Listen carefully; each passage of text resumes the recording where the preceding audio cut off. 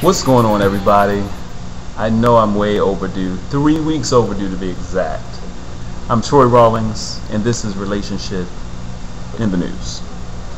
Today's date is Friday, June the 18th, 2010, and in the news, a shocking proposal.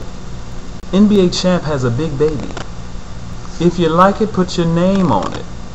Don't stop, knock with it. Don't stop, knock with it. Don't stop, get it. Al G and Tip over? Over? And Joe Jackson blames it on the Katherine. Let's get to the news. I'm going to fly through this since we're about 3 weeks behind. But this first story was announced on June 8th, and it's pretty disturbing to me. The headline just read this: a lightning bolt strikes and kills a hiker before her boyfriend's marriage proposal. Yes, this happened in Asheville, North Carolina. Richard Butler wanted his girlfriend to think they were just taking a scenic hike in these North Carolina mountains. But he had a secret plan. When they got to the top of the mountain, he wanted to pull out a ring, get on his knee, and ask her to be his bride. Lightning struck 3 times as the Knoxville, Tennessee couple were on Max Patch Bald near Asheville, North Carolina. The third hit Butler, 30 years old, and his girlfriend Bethany Lott, 25, killing her on Friday. He suffered third-degree burns. This is just, what can you say? You don't want to joke about something as tragic as this. But you got to think that somewhere in the midst, he asked the question, God, is this the one for me? That's just tragic. That's just shocking.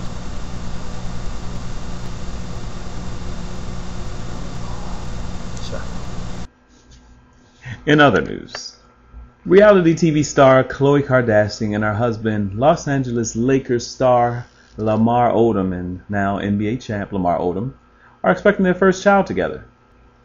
Khloe Kardashian is now about 3 months pregnant. Lamar is ecstatic from what they say, and Khloe is happy, and she was also inspired by Kourtney having a baby. Lamar's not too thrilled about the baby's birth and everything being put out on the TV reality show. Of course, the Kardashians are taking full advantage of keeping up with the Kardashians. Lamar Odom, 30 years old, has 2 children, Destiny and Lamar Jr., with ex-girlfriend Lisa Morales. And these are 2 big folks, mega stars and big people in general. Matter of fact, we have a glimpse of what we think the baby will look like. A big baby. That's a big mo. Better get him some biscuits. In other news, while it's a wonderful gesture to make sure you have the person that you love in mind at all times, and what better symbol than a tattoo?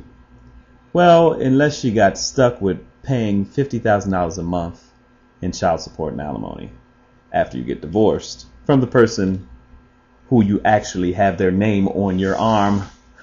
For Nas and Kelis, this is the situation. For Nas, a substantial amount of grief and even more reported child and spousal support has come from a woman that he left inked on his right arm.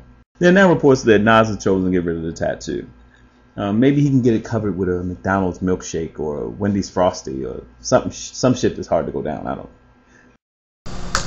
No, just make that into, I know it say Kelis, but can you make it say life's a bitch and then you die?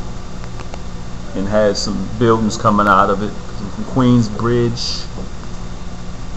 No. In other news, as Uncle Luke faced scrutiny in court appearances for the lewd language and the alleged nature of the Group 2 Live crew, his problems at home are becoming something that require more attention. The daughter of Luke, who was featured on Luke's reality show, Luke's Parental Advisory, is looking to get her own 15 minutes of fame and using her dad as the catalyst with allegations that he abused and brutally beat her mother. Along with abuse, she's also stating that her father only claims 1 of his 5 children and wants his son Luther to be placed in a homeless shelter. His daughter has been quoted as saying, "He used to beat her down till she couldn't even move and walk. At the age of 3, he kicked me and my mom out the house. What kind of father is that?" What? What? You trying to say, hold up, son, hold up, shorty. You trying to say Luther Campbell, Uncle Luke Skywalker, is not taking care of his responsibility? You trying to call him a deadbeat? You trying to make an insinuation that Luther Campbell, the brother that brought out Move Something, Shake What Your Mama Gave You, and Doo-Doo Brown is disrespectful towards women? Is you crazy out your motherfucking mind? That's Luther motherfucking Campbell. Well, we'll see how this pans out. Uncle Luke respects women. In other news, you probably already heard, but Al Gore and Tipper Gore are separating after 40 years of marriage. That's right, you heard me. 40 years. A couple that met in high school, married young. She was 21, he was 22. They have 4 children and 3 grandchildren in 40 years. No, it wasn't any cheating involved, supposedly. There wasn't any horrible scandal. The inconvenient, simple truth seems to be that the couple grew apart. Statistics gathered by the Centers for Disease Control show, in general, that women who marry between ages of 20 and 24, as Tipper did, after 10 years, 29% are divorced. After 20 years, the number rises to 41%. And in this case, you shouldn't assume that Al Gore asked for the divorce. 2/3 of divorces are filed by women, according to the paper in the American Law and Economics Review. 40 years. Well, there must be something to this. Let's go back. Mr. Bob Johnson, you know, from BET fame, Robert L. Johnson, made his wife Sheila Crump Johnson the first African-American woman billionaire. Yes, Oprah is worth billions, but Sheila Crump Johnson got $1.5 billion liquid for divorcing her husband of 30 years. She was co-founder of BET. You telling me $3 billion and you can't get 400 acres and put this sister on acre 399 and keep the match? Anyway, and let's not forget the lovely Miss Patti LaBelle. After 30 years of marriage to Armstead Edwards, got a divorce.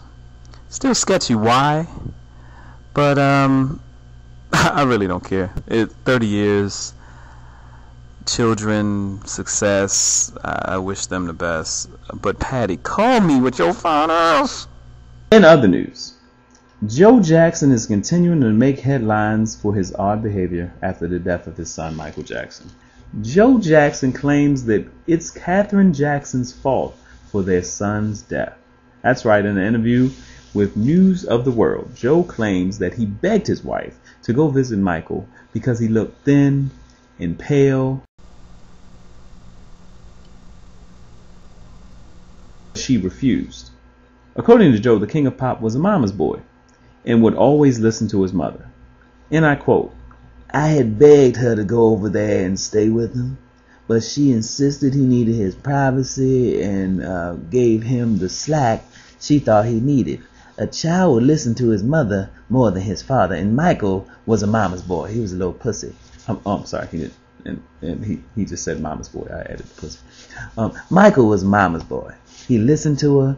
I still haven't been able to talk about it to her, as she doesn't want to hear what I have to say. Come on, Joe. Leave that shit alone. Joe Jackson goes on to say, "I kept thinking about the times I had stood in front of her saying something was wrong. I couldn't bottle up my feelings. Katherine didn't say a word. I had to get away from her. If she'd done what I'd asked, Michael would be here today. I am incensed with her. She could have made a difference." As previously reported, Michael left his 3 children $33 million each, and his mother 40% of his estate. His father was shut out completely from the will. Happy Father's Day. That's it. I won't leave you next time for so long. It's Troy Rawlings, Relationshit in the News. Holla at me on www.troyrawlings.tv. Check out the old radio show broadcast that you may have missed. Check out the new vlogs and stay tuned for our teaser for our new TV show. God bless, one love. See y'all next time. Peace. Put some plaster on these walls. Can we get the drywall up in here? It's crazy. Let's get the studio together.